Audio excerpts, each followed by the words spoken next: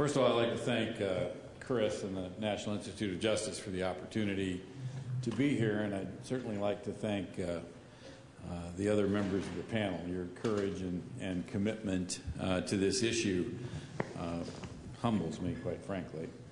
I come here really to tell you a story about what it was like to be a cop over 30 years ago, when VAWA didn't exist and when the levels of awareness that everybody in this room now sort of accepts didn't exist. In the early days of being a young police officer, the call that you did not want to get was, in California, was referred to as a 415 family. 415 was a section, penal code section, for disturbing the peace. It wasn't referred to as domestic violence. It was simply a disturbance of the peace that involved family members. And there were implications to that terminology. First of all, that it was a family matter, that it was a private matter, that the intrusion of the police into this event was really undesirable, and your goal was to leave as quickly as possible. In those cases where abuse had occurred, whether it was physical or sexual, your action depended solely on the willingness of the victim, almost always the woman, the willingness of the victim to press charges, to stand in front of her husband or this guy, whoever was there, and say, I want him arrested, knowing that sending him to jail carried with it a very uncertain future, both in terms of what was likely to happen to him, in terms of whether it was likely to happen to your livelihood, in terms of your ability to continue to feed your children, and all those things had consequences. It also was a reality that police officers then and now reflect the culture from which they come. And there was, I think, a belief that this was a private matter, that it was going to be a very extensive and involved reporting apparatus that might or might not matter, and you, quite frankly, a number of people, it was very common to try to be certain, quote unquote, that the woman actually wanted to follow through with this. And what you ended up doing very often was talking her out of doing anything. In those cases where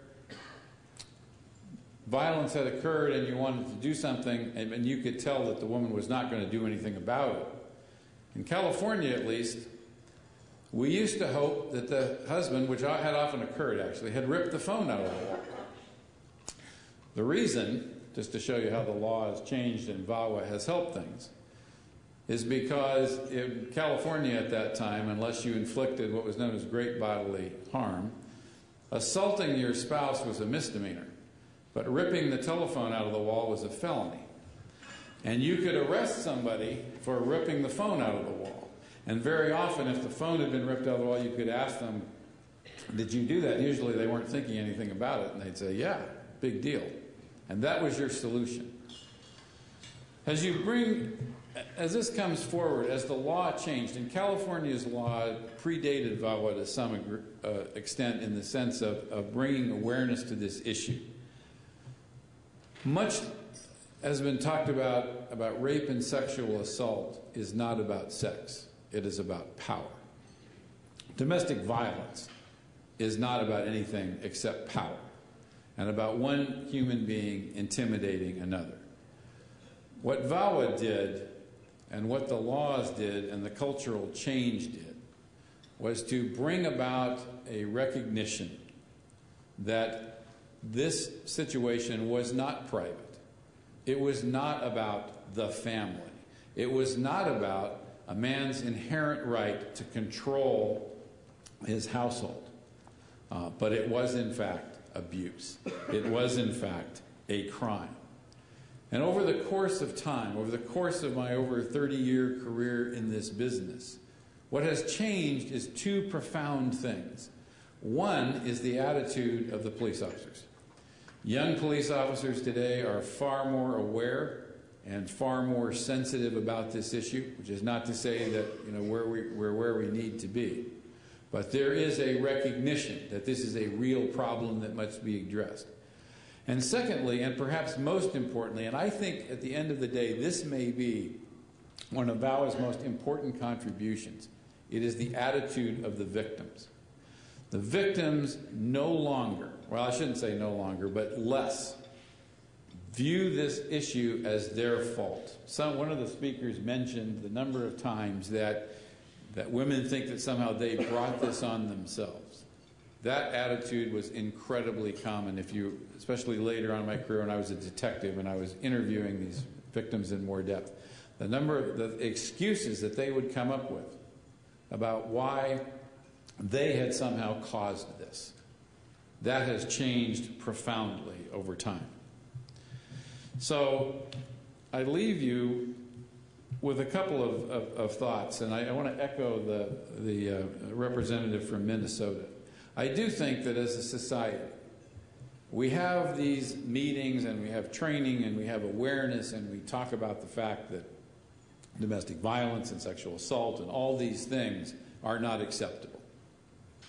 But the messages that we send out through our media and through our music and through all those things are absolutely incongruent with that. They absolutely reflect the exact opposite of that, and they appeal to the absolute worst in people. And we ought not to be surprised that this issue continues and will continue until that is addressed. And secondly, is we need to, and I know that both the President's funding and the efforts of the Vice President, who has been a tireless champion about this issue, is to remember that at the end of the day, as our last speaker so eloquently pointed out, victimization is an attitude. Victimization is a decision. You may not have any control over what happens to you, but you sure as heck have control over what you do with it. So thank you very much.